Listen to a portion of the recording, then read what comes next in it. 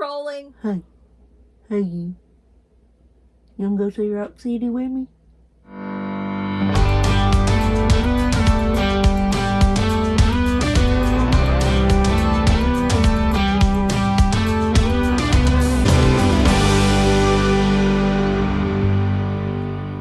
Hello, we are Mike and Tara of Ramblin Home, and we are back to share another adventure video with you this week. If you have spent any time in the South, then no doubt you've seen a barn roof or a mailbox or a birdhouse that advertises See Rock City. Yeah, and funny enough, I've lived here my entire life and I've yet to see Rock City. So we decided to take a road trip and check it out and bring you guys along the way. Yeah, so Rock City is located on the top of Lookout Mountain, kind of spanning the border of Tennessee and Georgia near Chattanooga. And from what we understand, it is a really busy place on the weekends, especially around the holidays when we went. So we actually had the opportunity to go on a Tuesday afternoon, and it was perfect. Yep, not very crowded. And also, we did not get tickets ahead of time, although you can order them online or call ahead. But we decided to chance it, and we bought tickets at the gate, which were not too expensive. They were between $25 and $30, and I know they do fluctuate depending on the time of the year. We also wanted to see the Enchanted Garden of Light since it was a holiday season, which is an event that starts around dusk and lasts till about 9 p.m. But it is an additional cost on top of your regular ticket price, so not just the same price to get into both events. So be prepared for that. But well worth the trip for the Enchanted Garden of Lights. Absolutely. So hope you enjoy our video. Garnett Carter was born in Sweetwater in 1883. He and his wife, Frida, created a 700-acre residential community on top of Lookout Mountain. They built a fine hotel, the Fairyland Inn, and began adding a golf course, but construction took way too long, so he developed it into the first miniature golf course. Over 400 species of native wildflowers, shrubs, and trees span the gardens. Of course, there's a Starbucks at Rock City. Hello, wifey. It's definitely not like us to stay on the trail. Oh, hi. All right, here we go. Rock City, here we come. I thought it was really cool. I did not expect waterfalls to be there.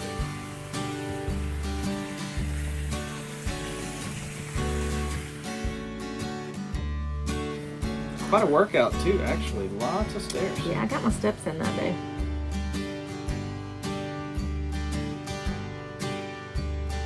Today, more than 500,000 people visit Rock City every year.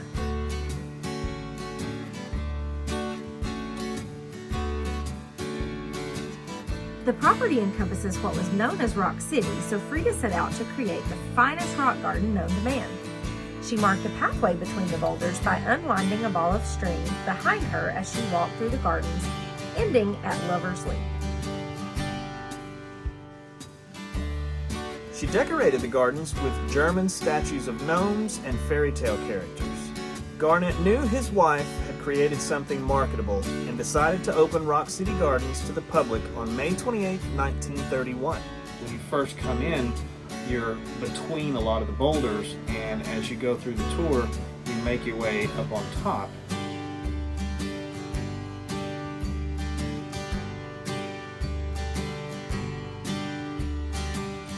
Business started off slow due to the location, so Garnett came up with an advertising scheme to promote his concept.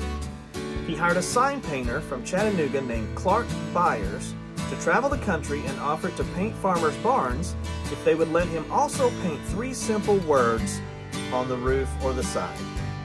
See Rock City. In 1969, when Clark Byers had retired, he had painted over 900 barns in 19 states across the U.S. I was a little concerned before we headed over the Swing Along Bridge, but it actually was not as bad as I thought. It didn't have quite as much movement, and the view was absolutely beautiful.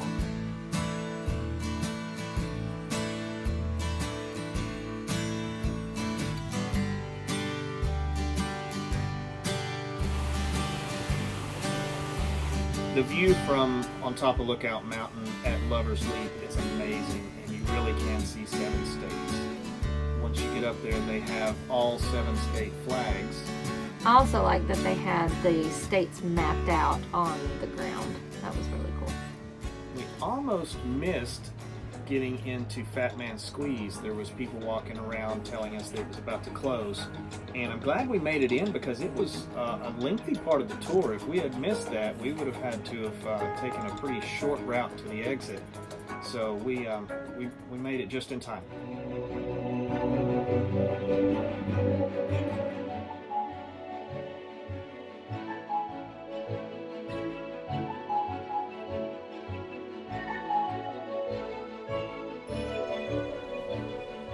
That was another place that you could look out and see for a really long way. Rainbow Hall was kind of neat. They had all these different colored stained glass windows where the light would shine through and create colors on the walls. This particular overlook was actually underneath a lot of large boulders and had another really nice view. Great view from looking onto the waterfall.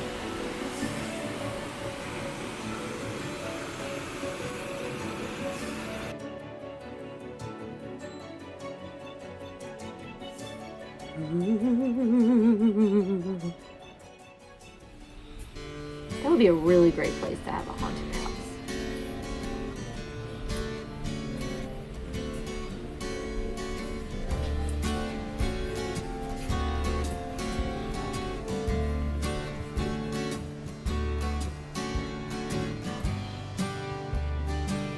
It's hard to believe that this was somebody's backyard one time. That would be awesome. That was an incredible piece right there. That rock is just balancing, well, boulder is just balancing on those 2 smaller rocks.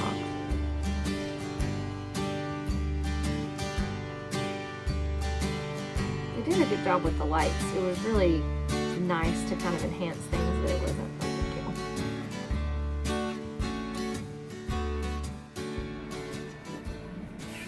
One of the things that I thought was a little eerie is when you were entering into the Fairyland Caverns, they were playing the Dance of the Sugar Plum Fairies really kind of loud. And it was just a little creepy along with the gnomes and a lot of the neon lights and stuff like that. It was kind of an odd ambiance. That's what horror films are made of.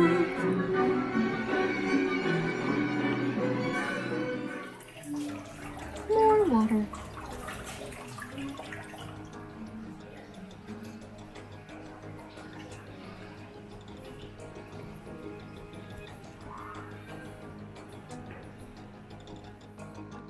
The gnome decorations were eventually incorporated into what we see today as Fairyland Caverns and Mother Goose Village.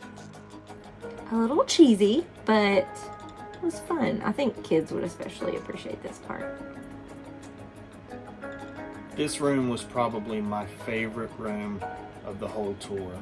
They just basically had these colored lights that would change the lighting, shined on all the stalagmites.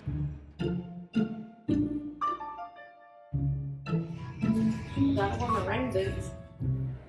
Yeah, it's a good thing we were wearing our rain boots that day because it wasn't raining outside, but there's quite a bit of moisture inside those caves. This would be cool back when I used to do drugs. Stalactites and stalagmites.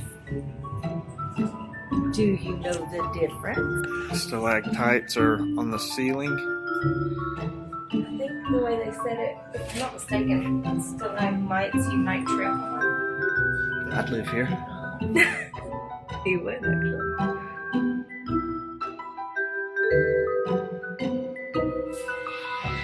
What's odd is I'm warmer in the bottom of this cave than I was outside.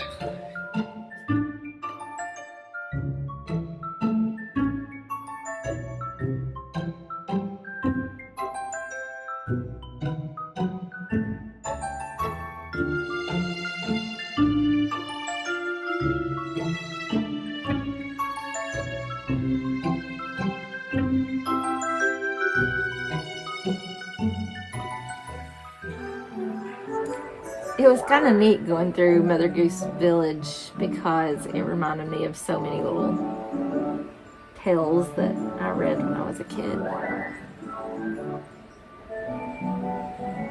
I think I was more of a Dr. Seuss kid than Mother Goose.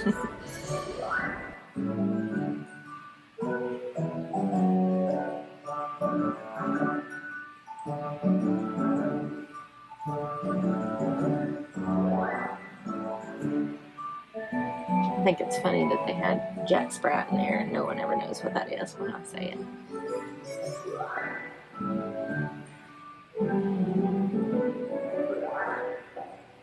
There he is.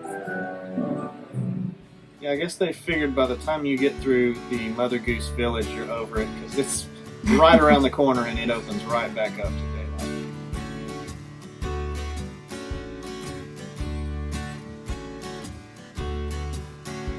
So after we finished the Rock City tour, we made it back to the entrance where they have the shops and a couple of restaurants. I could not believe the amount that was in the gift shop. We try to grab a Christmas ornament on each of our adventures or something that can be made into a Christmas ornament. So I did get a Sea Rock City birdhouse ornament. And I love it. And the other thing they had a ton of was gnomes. And we had dinner at the Big Rock Grill, Which had phenomenal burgers.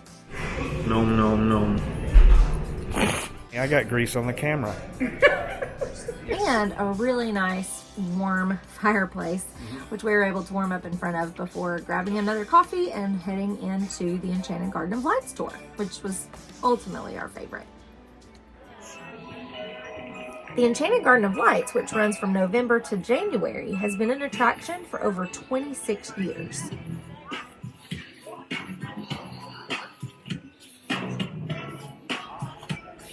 Oh, it cracked me up when we were in this section and you didn't realize that the lights were going along with the music, and so when the music stopped at one point and all the lights went out simultaneously, you freaked out a little bit.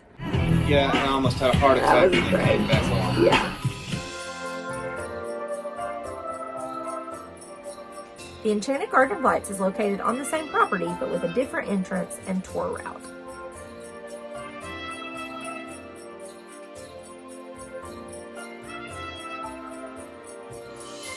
It was fun to see these things at night too, because we saw them during the day and it just didn't have the same impact. One thing I did enjoy about making this video is the fact that I got to do these dissolves between the night and the day shots of the same landscapes.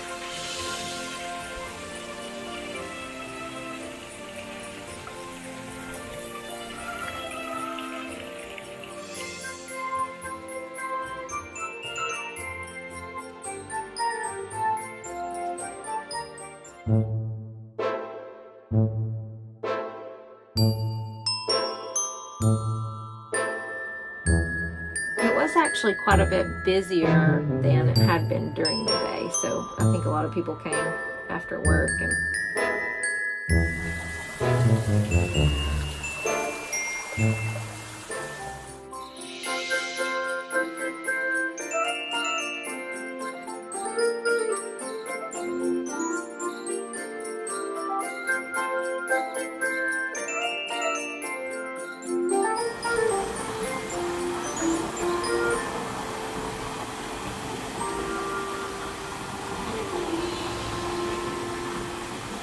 so the swing-along bridge and a couple of other things are closed off during the Enchanted Garden of Lights portion. I'm sure it's just due to the safety concerns of being there at night and not being well lit.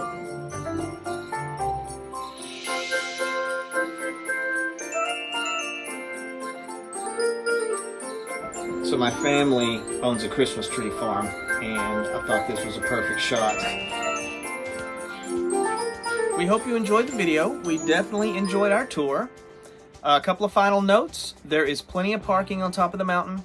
Also, the tour is ADA compliant, so anyone in a wheelchair or parents pushing a stroller there is still an option for you to take a tour of the gardens. Rock City is also pet friendly, which we discovered after we arrived. So as long as your dog stays on leash and you pick up after them, they are more than welcome to join you on your tour. Thanks again for watching. We hope you enjoyed. Make sure to like our video, subscribe to our channel below, and click the bell for notification. We'll see you next time. 1, 2, 3, 4. You missed your cue. What is on my face? All my life, and you're in. Yeah. It is located atop. Atop. But I said located. Tennessee and Georgia. Georgia. Georgia. You were humming. You're humming. Your face is humming. You're the one that's humming. If you have spent any time in the South, you've undoubtedly seen a redneck without a shirt on or a car in a front yard.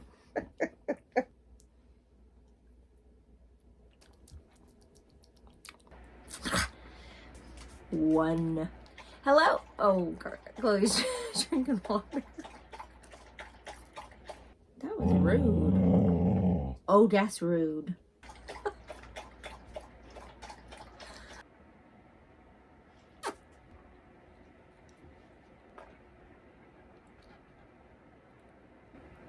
My lip is stuck to my tooth. You. Hello, we are Mike and Tara. Why is my head like 3 times the size of yours? Genetics. I hate you. For a music. You better start cooperating. Do you want to spell that out too? Bam! It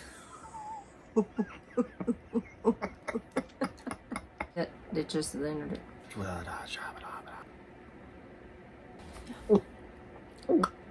That kind of goes, yeah. As long as your dog, cat. We definitely enjoyed our We hope. We really hope.